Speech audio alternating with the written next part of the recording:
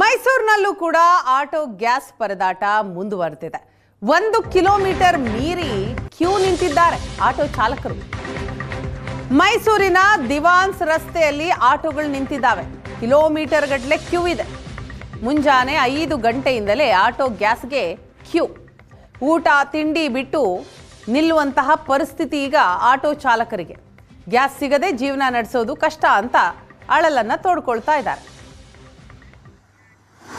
ಮಧ್ಯಪ್ರಾಚ್ಯದ ಯುದ್ಧದಿಂದಾಗಿ gas ಅಭಾವ ಉಂಟಾಗಿದ್ದು ಈಗ ಅದರ ಪರಿಣಾಮ ಈಗ ಆಟೋ ಚಾಲಕರ ಮೇಲೆ ಉಂಟಾಗಿರುವಂಥದ್ದು. ಆಟೋ ಚಾಲಕರ ಪರದಾಟ ಮುಂದುವರೆದಿದೆ. ಮೈಸೂರಿನಲ್ಲಿ ನೀವೀಗ ಗಮನಿಸ್ಬೋದು, ಮೈಸೂರಿನ ಧನ್ವಂತರಿ ರಸ್ತೆಯಲ್ಲಿರ್ತಕ್ಕಂತಹ ಆಟೋ ಗ್ಯಾಸ್ ಬಂಕ್ ಏನಿದೆ, ಆ ಬಂಕ್ನ ಮುಂಭಾಗದಲ್ಲಿ ಇವತ್ತು ಕೂಡ ಕಿಲೋಮೀಟರ್ ಗಟ್ಟಲೆ ಆಟೋಗಳು ನಿಂತು ಗ್ಯಾಸನ್ನು ಹಾಕಿಸ್ಕೊಳ್ತಾ ಇರ್ತಕ್ಕಂಥ ಪರಿಸ್ಥಿತಿಯನ್ನು ಗಮನಿಸ್ಬೋದು.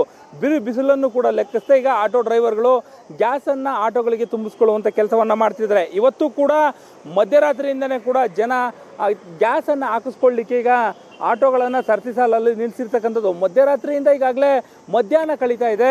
ಸಾಕಷ್ಟು ಜನರು ಇನ್ನೂ ಕೂಡ ಗ್ಯಾಸನ್ನು ಹಾಕಿಸ್ಕೊಳ್ಳುವಂಥ ಪರಿಸ್ಥಿತಿಯಲ್ಲೇ ಇಲ್ಲ.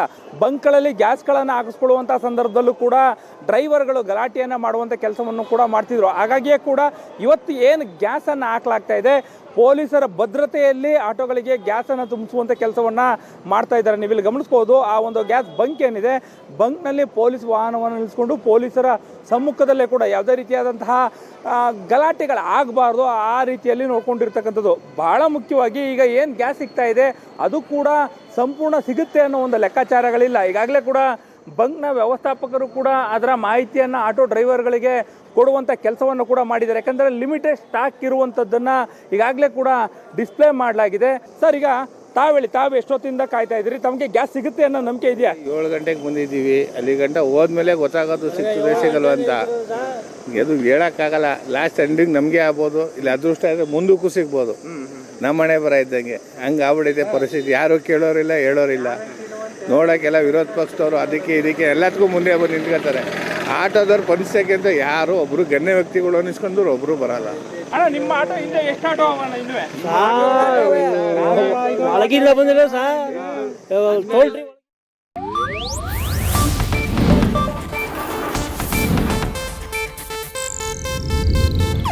ಇದು ಏಷ್ಯಾನೆಟ್ ನ್ಯೂಸ್ ನೆಟ್ವರ್ಕ್ ಪ್ರಸ್ತುತಿ.